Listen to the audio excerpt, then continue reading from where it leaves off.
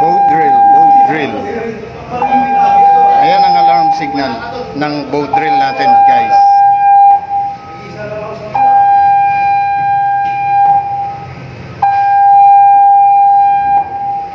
Ayan guys, so 7 short followed by 1 long blast. Ayan guys. So that means boat drill or abandoned ship drill. All hands, please proceed to your lifeboat stations. I repeat, all hands, please proceed to your lifeboat stations. Okay guys, let's proceed.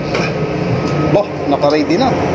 Siyempre naman, habang proceeding tayo sa master station, dala-dala na dapat natin yung life jacket at saka immersion suit. At yan na nga guys, no? Magdaning tayo ng life jacket. At then, magmamastering muna. So, napakahalaga na nagmamastering muna tayo. So, andyan tayo guys, no? Sa mastering station. Master station guys. Ayan. At pinapakita ko din, no?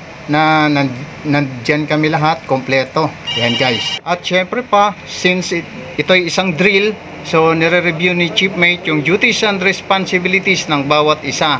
At para naman hindi nakakalimutan, bago naman mag-proceed ng launching ng lifeboat. At yan na nga guys, maghahanda na. Stay tuned lang guys at tuloy lang sa panunood.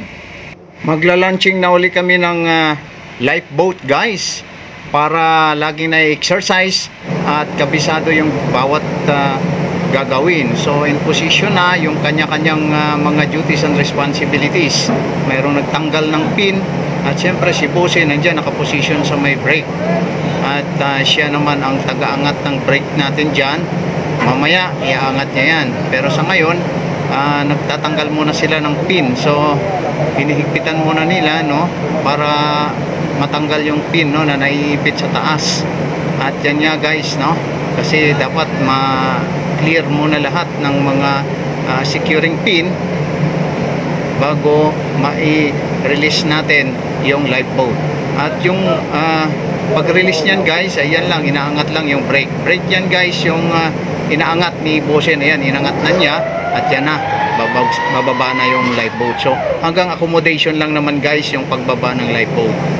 So in real situation, dyan mag-i-embark yung mga crew bago tuluyang ibababa natin sa tubig yung lifeboat in case of emergency talaga guys.